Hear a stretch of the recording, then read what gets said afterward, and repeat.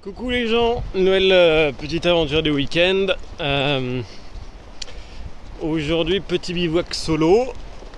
Demain matin je serai rejoint, ou on se rejoindra avec Seb du groupe Bushcraft 06 et 83 et ses enfants pour visiter la grotte. Donc là c'est rigoureusement dégueulasse, c'est de la route quoi. Mais voilà, week-end dans la verte. Petite particularité de la sortie, c'est que là je pars avec ça. Alors c'est pas le vaisseau de l'Enterprise, c'est un détecteur de métaux. Donc ça va être un petit week-end bivouac, balade et détection.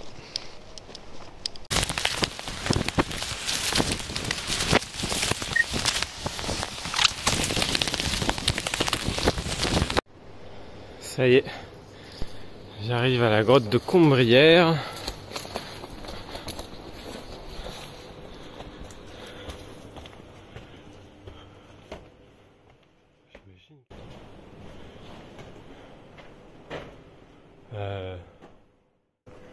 Y a quelqu'un? Bon bah, parti.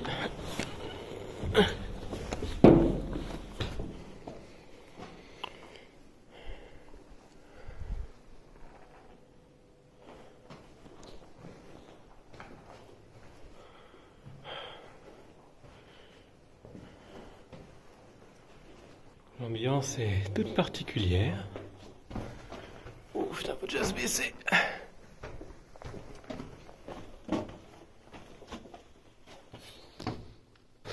Cette grotte, nous allons la faire demain avec Seb. Donc, je pense que j'ai gardé le mystère intact. Et là, je vais aller trouver un spot pour bivouaquer à proximité. Oh putain, allez on sort. Hop.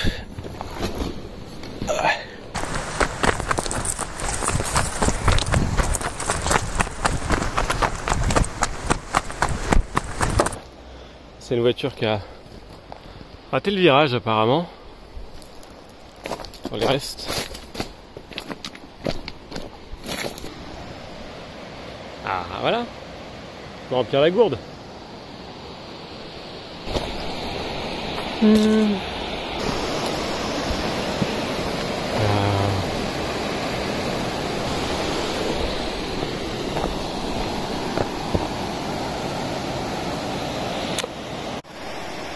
Bon là c'est pas de la rando, hein, c'est vraiment de l'exploration.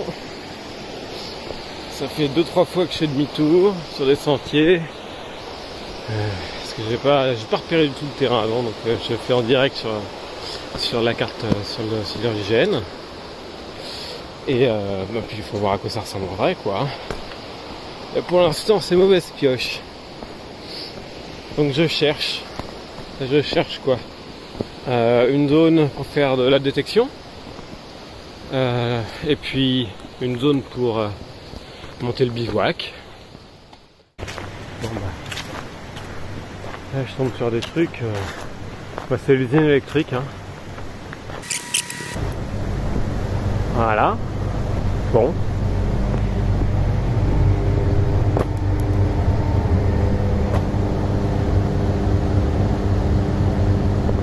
Ouais, je vais pas dormir là.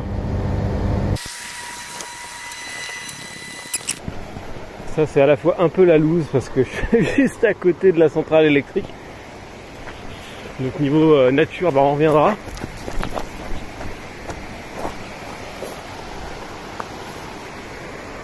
L'endroit est mignon. Oh mignon. Il y a toujours des tags dégueulasses. Il y a un petit spot.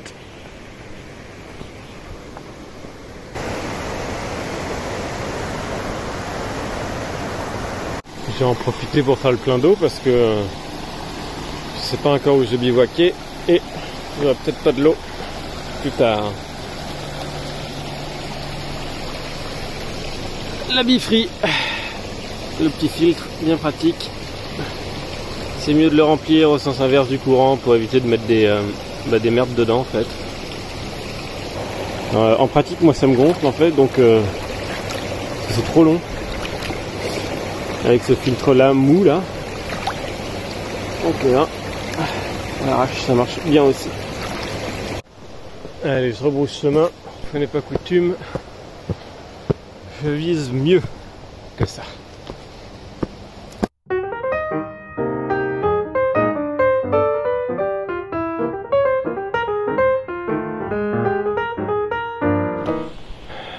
Après un point carte sur l'hygiène, j'ai vu que pas très loin de là où je suis, en fait, il y a une autre grotte, pas celle qu'on va visiter demain.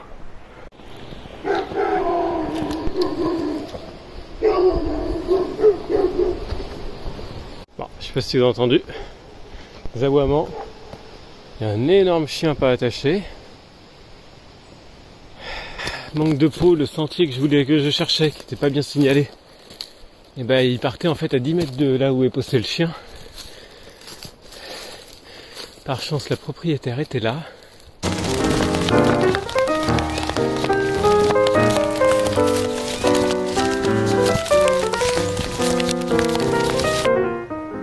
Et ben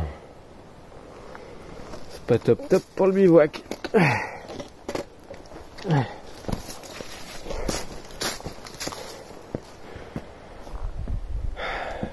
Allez, on va voir ce qui se passe là-dedans.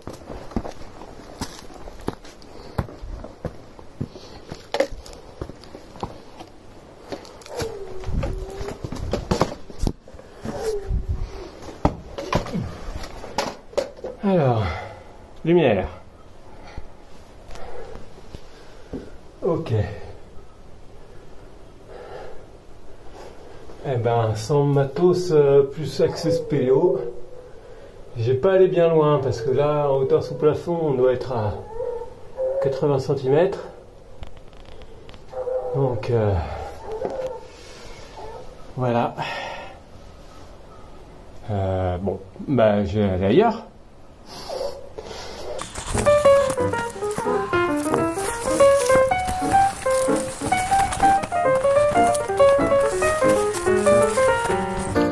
sais pas si vous entendez au loin le truc qui gueule. C'est une espèce de chien là, mi-chien, mi-cheval là, croisé avec un cheval obligé vu la taille du bestiau. Là qui va m'accueillir encore on dirait.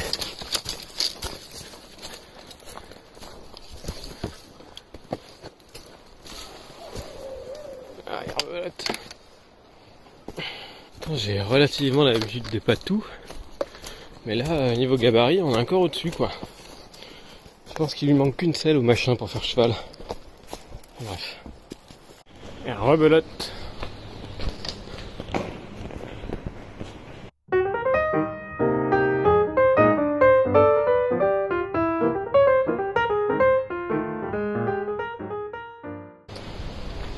La centrale, again. Et ben je vais repartir au nord de ça, voir ce qui s'y passe.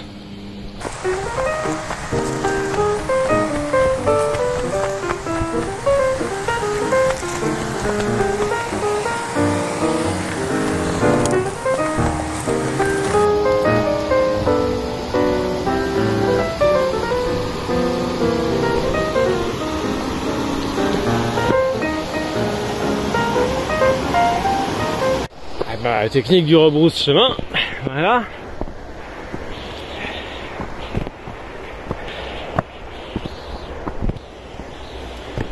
Je crois que je commence à bien le connaître le coin là, en peu de temps.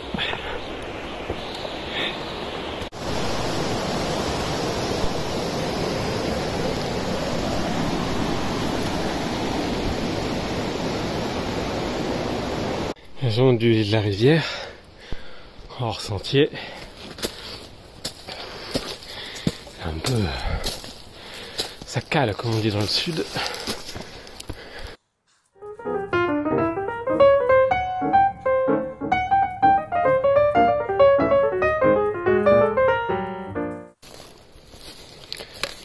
J'aimerais vraiment allumer le détecteur mais j'ai pas le temps quoi. Un peu de race de bagnole. Quelques-uns vont avoir loupé le virage, j'ai l'impression. Bon.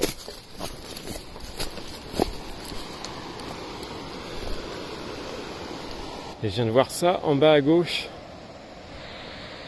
Là, il y a l'air d'avoir un spot relativement plat. Ça pourrait être un bon coin. Maintenant, il me reste à passer par là. Là-dedans. Et là-dedans aussi. Continuer par là. Voilà! Pas mal de hors-piste, je viens de retomber sur un sentier. Et ça a l'air pas mal. Alors, est-ce que j'ai trouvé un coin sympa finalement? Parce que là, j'en suis à 5 ou 6 déconvenus quand même. Alors, ce qui serait chouette là, c'est que le spot soit propice pour poser le camp.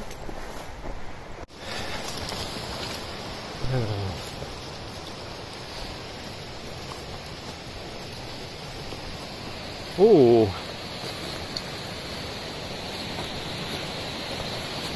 Voilà!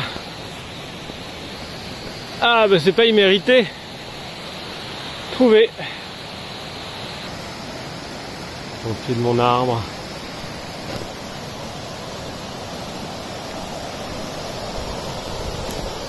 Et donc quoi, c'est une belle trouvaille. J'ai même envie de dire qu'en facilité d'accès, je crois que c'est mon spot le plus facile d'accès. Nouveau, hein, c'est de la découverte. Le sac du jour fait 11 kg, ce qui est lourd pour une sortie d'une nuit. Bien plus lourd que ce que j'ai d'habitude, mais il y a le détecteur de métaux. Et il y a le piochon. C'est son bon kilo aussi. Donc ouais, c'est un sac lourd quand même. De quoi dormir.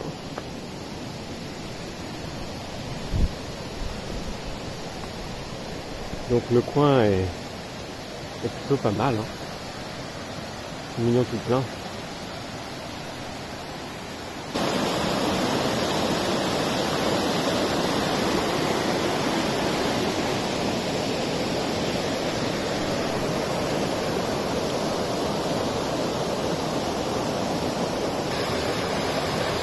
What else?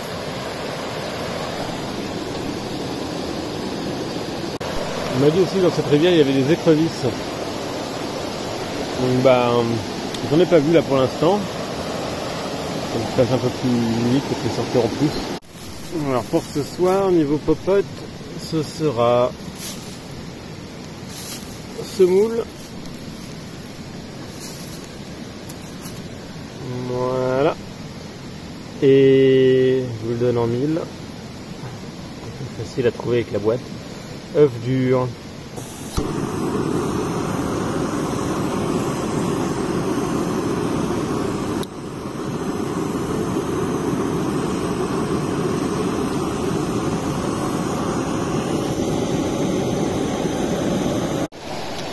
C'est l'heure de la pêche.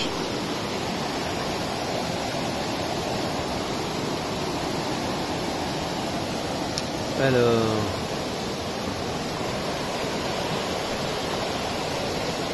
donc l'idée là c'est de choper des écrevisses. Le truc c'est que j'ai déjà mangé, mais en petit déj, je dis pas non. Allez, c'est parti. Ah, voilà une. Hop, allez, bien.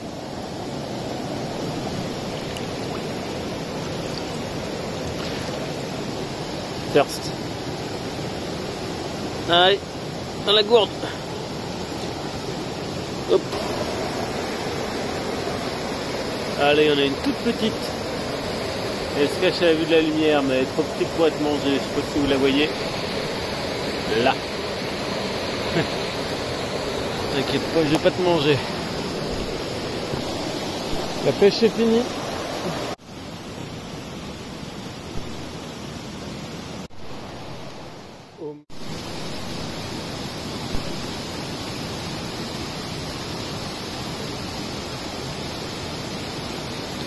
Bonne nuit. Au réveil, bien dormi, à part le bruit de l'eau, comme attendu, quoi. Un bruit pas possible, ce remous. Ça paraît rien, mais quand vous dormez, en fait, c'est très gênant. Et puis j'ai oublié les weaknesses. Et c'est l'heure du petit-déj, ce sera biscuit.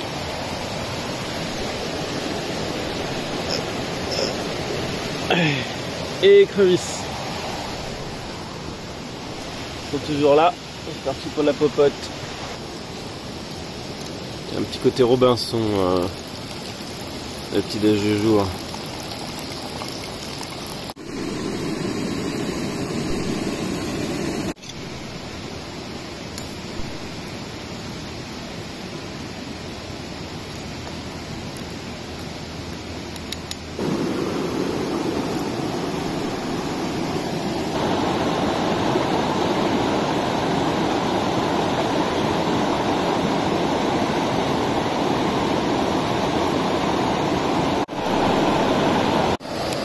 Ça c'est du matos, vu que c'est une vidéo qui va tourner sur Bushcraft 06 et 83. Bon, ça n'intéressera pas forcément tout le monde, mais bon.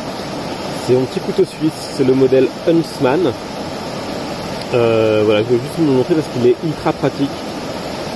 Il est bien adapté aux luttes du bois quand vous n'avez pas à couper du bois, donc ça remplace pas un plat de semelle, hein, comme vous pouvez faire un con et reprendre du bois toujours avec, mais il a deux lames, une grande, une petite, ce qui est bien pour garder une lame propre pour manger et une autre pour couper des cochonneries. Une scie, évidemment vous pouvez couper du bois, et elle est très pratique aussi pour couper les herbes hautes, si vous avez à poser le camp, à poser une tente et que voilà, il y a peu de place. Et pour couper les herbes hautes, on sert surtout à ça, moi c'est assez génial. Les classiques ouvre-boîte, tournevis, on s'en fiche. Le ciseau, qui est bien utile à plein de moments, pratique. Si vous faites des longues randonnées, pour couper les ongles, c'est très pratique le ciseau, parce que sinon vous allez être embêté si vous partez pour pas mal de jours. Et il y a aussi un truc qui sert à rien, dont j'ai trouvé une utilité pas mal, c'est ça, c'est le crochet. En général, on s'en sert pas beaucoup. Moi, je retire les sardines des tentes, et les sardines font des petits bouts de paracorde. Des fois, les sardines sont difficiles à enlever avec ça, c'est parfait. Et vous avez même une petite, en cas d'ampoule ou quoi,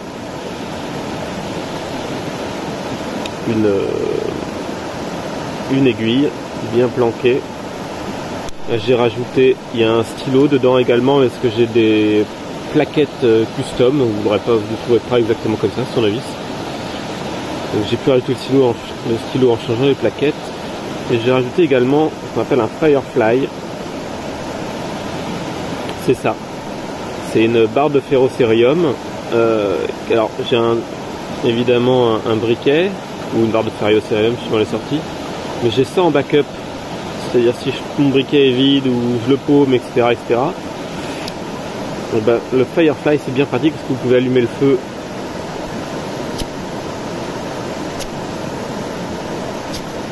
allumer votre réchaud avec sans souci. Donc voilà, surtout pour allumer le réchaud, c'est très très pratique. Et j'ai rajouté une dragonne parce que ça se perd très très vite ce genre de truc dans la poche. Une dragonne, c'est attaché au passant de ceinture, et puis comme ça je suis tranquille. Voilà le modèle Huntsman. Donc ça remplace pas un plat de semelle. Il y a encore plein de fonctions que je ne vais pas montrer, mais très pratique.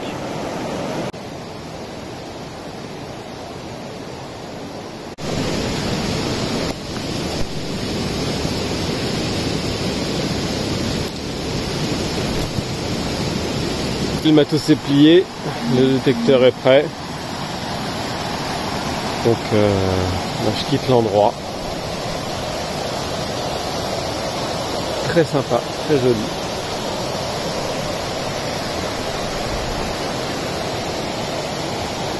Donc cet arbre magnifique en plus. Donc c'est parti, je vais faire un peu de détection et je vais rejoindre Seb et ses enfants et on va aller visiter une grotte.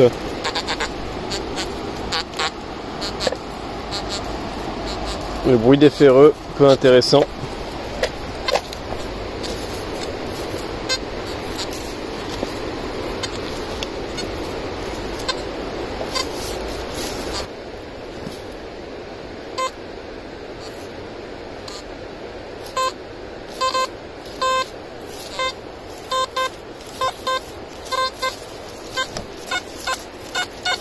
Ah, c'est un truc ici.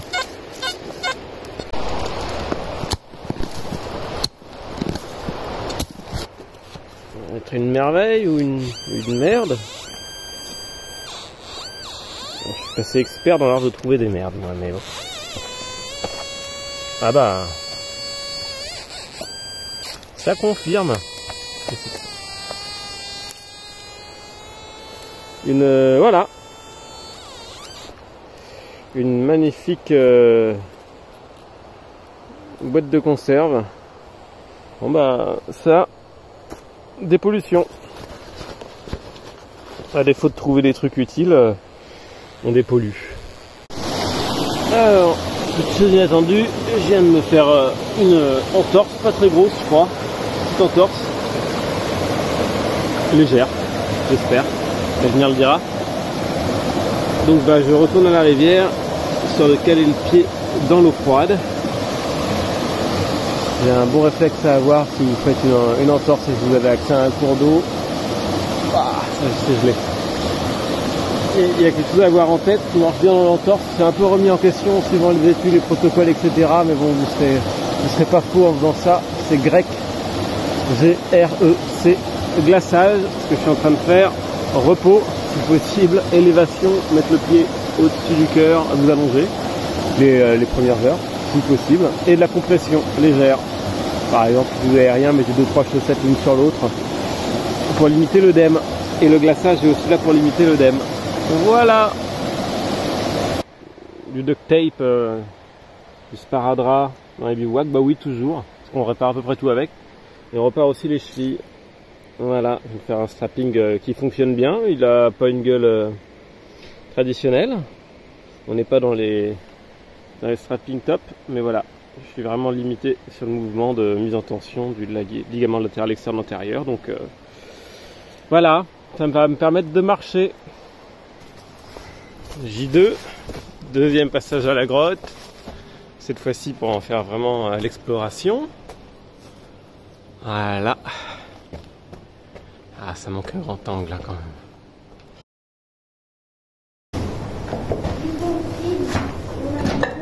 Donc c'est pas... bah, c'est pas bien haut, hein, je confirme.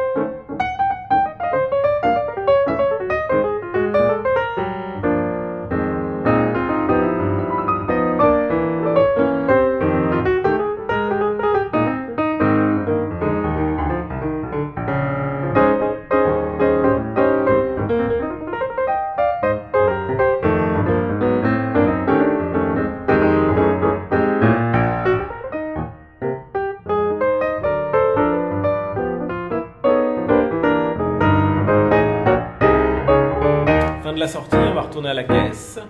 Du coup, on s'est rejoint avec Seb et ses enfants. On a fait une belle visite de la grotte. Moi, j'ai pas de rush de vidéo de la grotte parce que mon téléphone déconne et il n'a plus de place. On va se dépasser. Voilà. Seb m'envoie les plans de l'intérieur de la grotte, donc vous aurez en plus une meilleure qualité d'image à la fin de la vidéo, donc c'est top. La pub. Voilà, une sortie pour Bushcraft du 06 et 83. À bientôt pour une prochaine aventure. Respectez la nature et soyez Bushcraft. Ciao. Ciao.